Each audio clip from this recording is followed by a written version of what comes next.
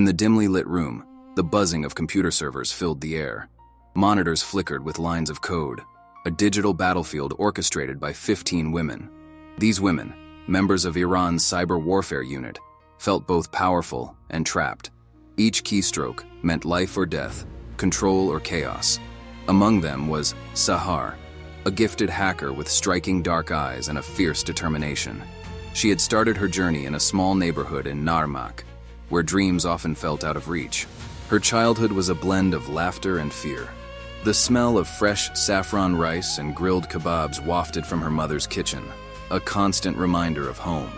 But the haunting echoes of the Basij patrols lingered nearby. They roamed the streets, enforcing loyalty to the regime. Sahar's heart raced at the thought of their uniformed presence.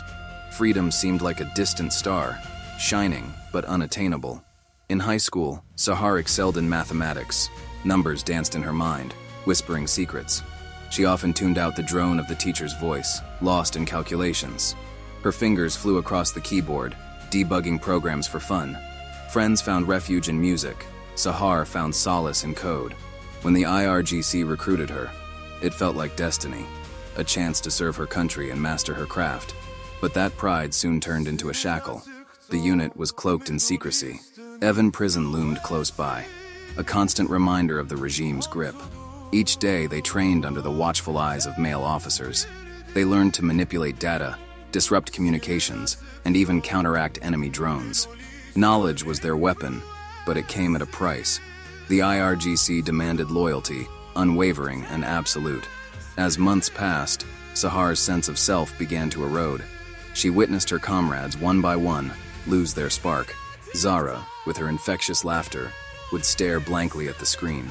Layla, once fierce and ambitious, now moved through her tasks like a ghost. The oppressive atmosphere weighed heavily on them. And then, the unthinkable happened. One night, the unit received a mission to disable 1,000 enemy drones. The target was a remote base, where the enemy was gathering intelligence. The air crackled with tension as Sahar and her comrades huddled around the glowing screens. The thrill of their capabilities surged within them. But beneath that excitement lay a palpable fear. Would they succeed? Or would they become mere pawns, just like the countless others? As they executed the plan, fingers danced over keyboards. Lines of code whirred to life. They decrypted communications, bypassed firewalls, and launched a series of cyber attacks. The satisfaction of dismantling those drones surged through Sahar. Each successful strike felt like a victory, a statement against oppression. But then it hit. A message pinged across the screen. The regime knows. Panic sliced through the room. The Irgsai had caught wind of their operation. They were in danger. Eyes widened as whispers of betrayal floated through the air. Who had leaked their mission? The atmosphere turned electric, charged with uncertainty. Sahar looked at her friends. The fear in their eyes mirrored her own. They were trapped, pawns in a game that was spiraling out of control. She could hear the chants outside. Margbar dictator. Death to the dictator. Those words echoed the very anger that had sparked her passion for freedom. She had once dreamed of a life beyond these four walls. A life where she could use her skills for liberation, not oppression. And then, something shifted. A plan began to form in Sahar's mind. They could escape. They had the skills to disappear. The streets of Tehran were alive with protests. Chaos was their ally. She gathered her friends, whispering her thoughts, laying out the escape route.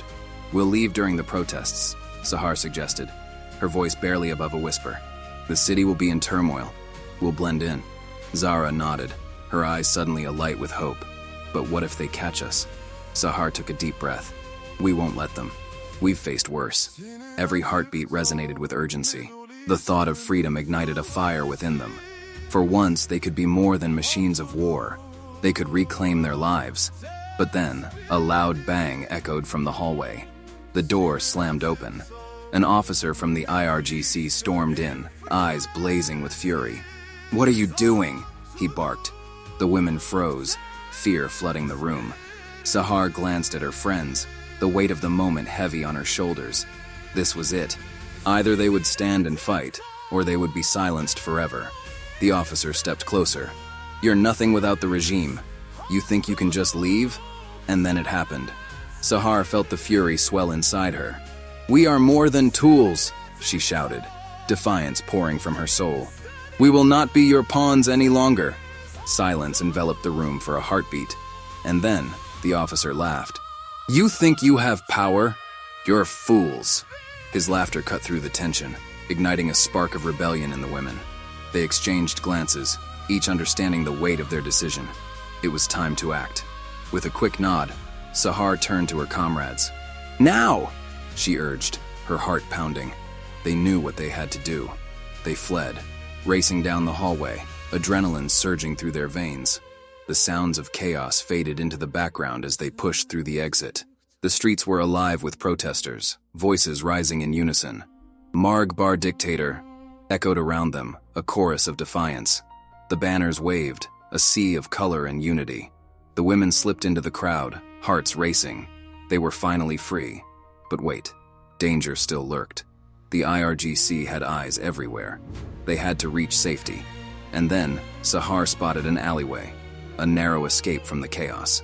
"This way," she shouted, leading the way as they darted into the shadows. Breathless and exhilarated, they pressed forward, feeling the weight of their decision. Freedom was within reach, but the path ahead remained uncertain. Little did they know, their journey had only just begun. Sahar led her group deeper into the alley, the sounds of protest distantly fading behind them. Each step felt like a declaration of independence. Adrenaline coursed through their veins, drowning out the fear. They weaved around trash bins and debris, the narrow passage feeling both claustrophobic and liberating. "Stay quiet," Sahar hissed as they crouched behind a wall. They could hear footsteps echoing in the distance. The IRGC would not stop hunting them. Kiana, breathless, leaned against the cold brick. "What now?" she whispered, eyes wide with uncertainty. Sahar scanned their surroundings. "We need to reach the outskirts of Vanak. There's a safe house there." Nodding fiercely, the group gathered around her. They had trained for this moment, but nothing could prepare them for the reality of escape.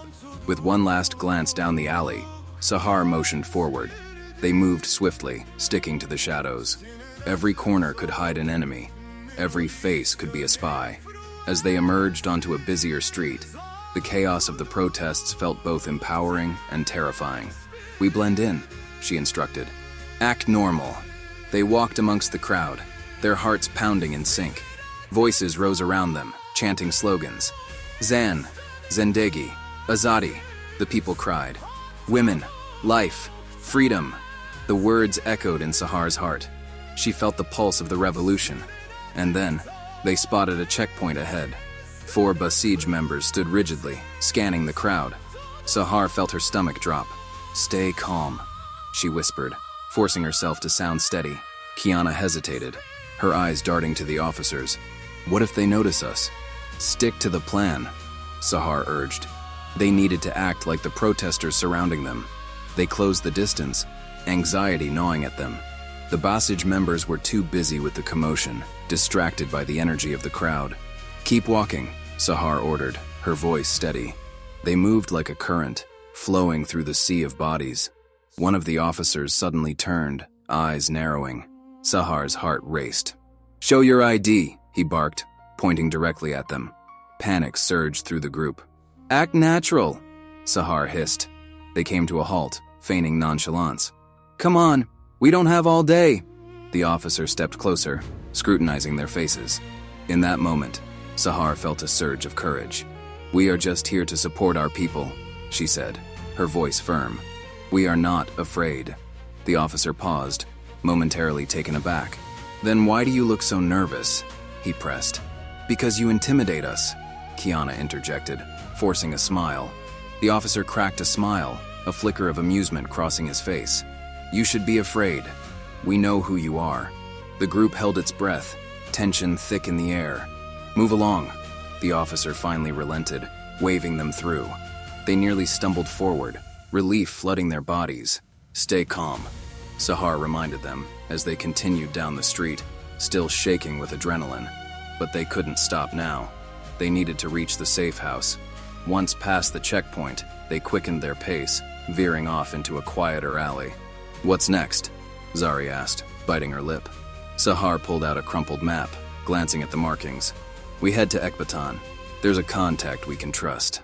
With a deep breath, they pressed on, the weight of their decision heavy on their shoulders. And then, a soft rustling echoed nearby. "Did you hear that?" Kiana whispered, eyes darting. Sahar held a finger to her lips, signaling silence. They paused, straining to listen. A cat scurried past, knocking over a trash can. Relief washed over them, but the moment was fleeting. "We can't linger here," Sahar urged. They continued through the labyrinth of alleys. Each turn brought them closer to their destination and further from their past lives. As they approached Ekbatan, the atmosphere grew tense. The streets were eerily quiet, the protest sounds now distant. "Something feels off," Nilufar said, her eyes scanning the surroundings. "Just keep moving. We can't afford any mistakes," Sahar replied, her heart racing. They turned a corner and found an old building, the designated safe house. The door was slightly ajar, a sign their contact was expecting them. Sahar exchanged glances with her comrades. "This is it," she whispered. They stepped inside, the air thick with anticipation. The room was dimly lit, shadows dancing across the walls. A figure emerged from the darkness. It was Amir, their contact. "You made it," he said, relief flooding his voice. "Is it safe?" Sahar asked, urgency in her tone. "For now," Amir replied, glancing nervously at the door. "But we need to move quickly." They gathered in a huddle, listening as Amir laid out their next steps. "We will split into pairs. Head toward the outskirts. I'll provide you with false papers. You'll need them for the border." Sahar felt her stomach knot. "How do we know we can trust you?" Amir met her gaze, sincerity in his eyes. "You've come this far. I wouldn't betray you now." The group nodded, and the tension in the room eased slightly. "Let's get prepared," Sahar commanded, adrenaline surging anew. They divided into pairs, quickly checking their belongings. Each woman was filled with a mix of determination and fear.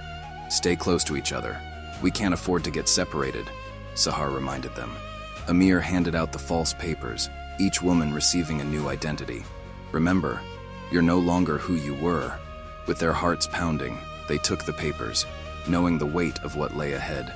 "Let's move," Sahar said, leading the way back outside. They stepped into the night, the quiet streets now feeling even more foreboding. As they navigated through the shadows of Ekbatan, Sahar felt the weight of every step. This was not just an escape, it was a leap into the unknown. And then they reached a larger road, the sound of cars whizzing by. "Cross here," Sahar instructed, keeping her voice low. They waited for a moment, surveying the traffic. "Now!" she shouted, dashing across with her comrades close behind. They reached the other side, breathless but unharmed. A feeling of triumph surged within them. But wait, the next challenge lay ahead. The border was still miles away. They needed transportation. Sahar scanned the street, spotting a parked taxi. "We can take that." Her heart raced as she approached the driver, flashing her best smile. "We need to get to the outskirts," she said, her tone urgent but friendly. The driver hesitated, eyeing them suspiciously. "Please, it's urgent," she pressed. He nodded slowly, eyes narrowing. "Get in." The women piled into the back seat, hearts pounding in unison. "Go," Sahar urged the driver. He accelerated, the engine roaring to life. As they sped through the streets, the adrenaline coursed through Sahar's veins. "Stay low," she whispered to her friends, feeling the weight of every passing moment. The driver turned into a quieter neighborhood, and they breathed a little easier. "I'll drop you off here," he said, pulling over. "Thank you," they all exclaimed, relief washing over them. They climbed out, grateful for his help. Sahar led her group down the empty street, the moonlight guiding their way. "Just a bit further," she promised, determination fueling her steps. But the quiet was shattered by distant sirens. "Keep moving," she commanded, urgency in her voice. They picked up their pace, hearts racing. The sound grew louder, closing in on them. "Where do we go?" Zari asked, panic rising in her tone. Sahar spotted an old warehouse at the end of the street. "In there!" They rushed inside, the door slamming shut behind them. The interior was dark and dusty, but it provided cover. They huddled together, silence enveloping them. The sirens blared outside, echoing in their ears. "They'll search everywhere," Kiana whispered, voice trembling. "Trust me, we just have to be patient," Sahar replied, trying to keep the faith alive. Minutes felt like hours as they waited, hearts thundering in their chests. And then, they heard footsteps approaching. "Do you think they found us?" Nilufar asked, eyes wide with fear. Sahar held her breath, bracing for the worst. But the footsteps passed, fading into the distance. Relief washed over them, but Sahar knew they couldn't linger. "We need to keep moving." They pressed forward, creeping out of the warehouse into the cool night air. "Which way?" Kiana asked, panic creeping back. Sahar consulted the map again, tracing the route with her finger. "Toward the hills. We'll find a path up. It's less guarded." They moved quickly, climbing over a low fence and heading into the darkness of the hills. The terrain was rough, but they pressed on, determined to escape the city behind them. They stumbled over rocks and roots, adrenaline pushing them forward. "Keep it together," Sahar urged, glancing back to ensure everyone was close. As they reached the top of the hill, they paused to catch their breath. "Look," Nilufar pointed ahead. In the distance, they could see the border checkpoint illuminated by floodlights. Sahar felt a rush of hope. "We're almost there." But as they approached the edge of the hill, the sound of voices echoed below. "Shh," Sahar warned, pressing down into the grass. They listened intently. "Did you see them?" a voice called out from the darkness. "No, but they can't have gotten far," replied another.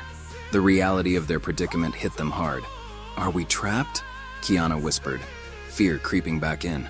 "No," Sahar said, determination hardening her voice. "We just need to find another way." They lay low, waiting for the voices to pass. As the sound faded, Sahar motioned for them to move again. "Stick together," she said, her voice steady. They crept around the edge of the border checkpoint, looking for a break in the guard coverage. Sahar's heart raced as they neared the chain-link fence. "Is there a way through?" Nilufar asked, peering into the shadows. "Just a little further," Sahar urged, fingers trembling with anticipation. They could see a gap in the fence, just wide enough for them to slip through. "Go, go," Sahar whispered urgently, pushing the first women forward. As they squeezed through one by one, the tension mounted. "Come on," Kiana urged, her voice barely containing the anxiety.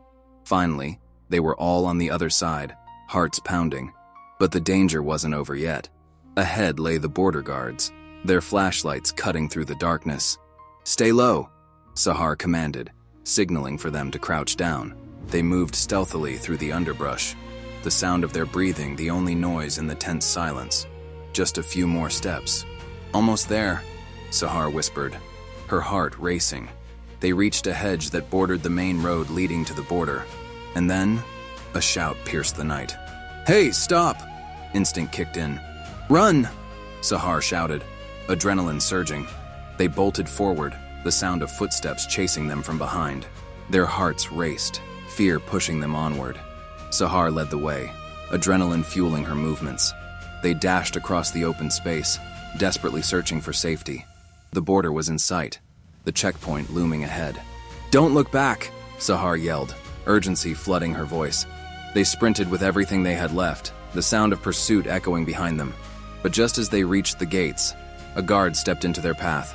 "Stop right there!" he shouted, raising his flashlight. Time slowed down as Sahar's heart sank. But wait, they were so close. Sahar felt the pulse of defiance roaring inside her.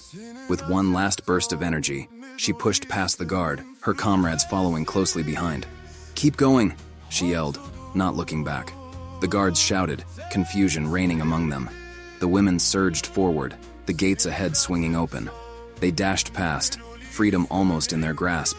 But just as they crossed the threshold, more guards appeared, blocking the exit ahead. "Get down!" Sahar commanded, pulling her comrades to the ground. Chaos erupted around them, the world spinning in confusion. "Why won't they let us go?" Kiana cried out, tears streaming down her face. Sahar felt a surge of determination. "We can't give up now. We fight for each other." They huddled together, hands clasped tightly, ready to face whatever came next. The path to freedom was fraught with danger, but they had come too far to turn back. "Are you with me?" Sahar shouted, her voice steady. With fierce determination in their eyes, the women nodded. They were ready to take that final step, whatever it took to break free. But as they prepared for the next move, the weight of their journey hung heavy in the air. Would they escape the shadows of their past? They had to find out. And there, on the brink of freedom, their fate awaited. The guards converged, their shouts ringing in the air. Sahar could hear their heavy boots pounding on the ground. The women pressed against the cold, unforgiving earth, breaths shallow and quick. They exchanged glances, eyes filled with a mix of fear and hope. "We can't stay here," Kiana whispered, her voice barely audible. "They'll find us." "On my count," Sahar said, her mind racing. 1, 2, 3. They sprang up, sprinting past the guards. The world around them blurred as they dashed toward the shadows of the nearby trees. Freedom was so close, yet it felt miles away. "Keep moving," Sahar urged. They slipped into the dense foliage, hearts pounding like war drums. Time was against them. Every second felt like an eternity. "Do you hear that?" Nasreen asked, her eyes wide with fear. Sahar listened closely. The shouts of guards faded, but were replaced with the low hum of a drone overhead. "The drones," she whispered. "They're searching for us." Panic washed over them. The enemy had tools to hunt them down, but they had something the drones didn't: determination. "Let's move deeper into the trees," Sahar commanded. They pushed further, branches whipping against their skin, the scent of damp earth filling their lungs. Voices from behind grew fainter, but the drone above droned on ominously. They finally stopped near a small ravine, hidden from sight. "We need a plan," Sahar breathed, glancing around at her friends. "Where do we even go from here?" Kiana asked, wiping the sweat from her brow. Sahar took a deep breath. "We head north toward the border, then find a way to cross. There's a safe house there. Do you think we can make it?" Nasreen's eyes were filled with doubt. Sahar nodded, infused with a fierce resolve. "We have to believe. We've come too far to turn back." The women clustered closer, steeling themselves for what lay ahead. The air was thick with tension, but Sahar's voice rose above it. "For every drone we destroyed, we take one step toward freedom. For every sacrifice we made, this is our moment." They shared glances, a bond forged in struggle, and nodded in agreement. "Let's go," Sahar shouted, leading the way again. With cautious steps, they navigated through the underbrush, moving silently. Each glance over their shoulders revealed only shadows, but the drone still buzzed ominously above. They didn't stop until the sun began to set, casting an eerie glow over the landscape. As twilight descended, their exhaustion became palpable. Sahar turned to face them. "We're almost there. Just a little further." Suddenly, they heard the distant sound of a vehicle approaching. The hairs on the back of Sahar's neck stood up. "Hide!" she ordered. They ducked behind a cluster of thick bushes, hearts racing. The vehicle came closer, headlights slicing through the darkening night. "Koda, please protect us," whispered Farah, clutching her friend's hands tightly. The vehicle slowed, stopping a few meters away. They could hear muffled voices. "Did you see them?" one voice asked, filled with frustration. "Not yet, but the drones are still searching," replied another. Sahar felt a wave of anger wash over her. These men were the reason they had to run. They were the ones who had imprisoned their dreams, their futures. "We need to go," she urged, her voice steady. As the vehicle turned off its lights and began to drive away, the women seized their chance. They crawled out from their hiding spot, moving swiftly and silently. Each step took them closer to the border, their hearts beating in unison. The reality of what they were doing pressed heavily on their minds. They were leaving everything behind. But wait, would they ever truly escape? Doubt crept in, but Sahar pushed it away. "We have to focus. We're almost there." The night deepened, the stars twinkling above like distant promises. With every step, the weight of their decision grew. Freedom was on the horizon, but it came with a heavy price. They reached the border checkpoint as dawn began to break. The sun cast a golden hue across the landscape, illuminating their path. "Is this it?" Kiana asked, her voice trembling with anticipation. Sahar nodded. "This is our moment." They approached the checkpoint cautiously, their hearts pounding.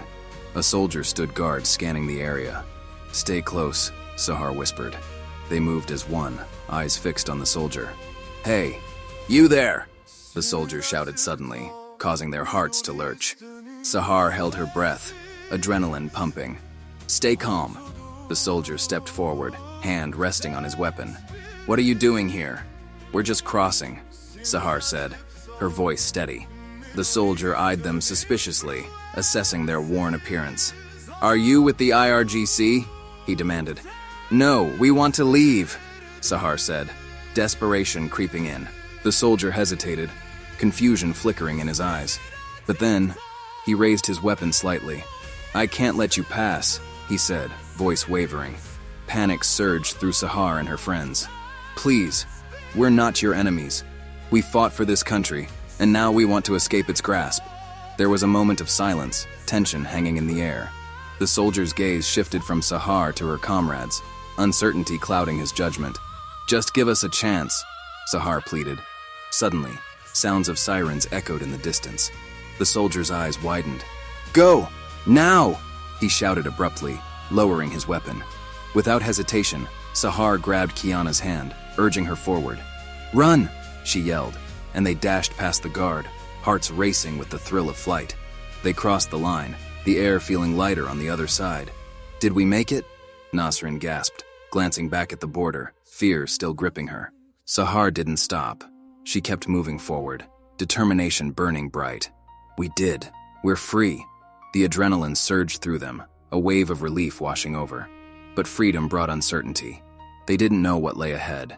As they found a safe spot, they collapsed to the ground, breathing heavily. "What now?" Kiana asked, reality setting in. Sahar looked at her friends, eyes filled with hope. "Now, we build our new lives." The world was vast, opportunities waiting to be explored. But there was a lingering ache, the memories of their past lingering like shadows. They had left behind everything they knew. Friends, family, and the remnants of a life. "Do you think they'll come after us?" Farah asked, voice trembling. Sahar shook her head, a fierce determination in her eyes. "We'll find a way to protect ourselves. We've survived this far." The sky turned a brilliant shade of orange, a new day dawning. Yet, unanswered questions loomed large. Would they ever find peace? What price would they pay for their freedom? One thing was clear. They had taken the first step toward a life of their choosing. But as they shared silent glances, one thought hung heavy in the air. What would they do next? Would you have done the same? Tell me in the comments.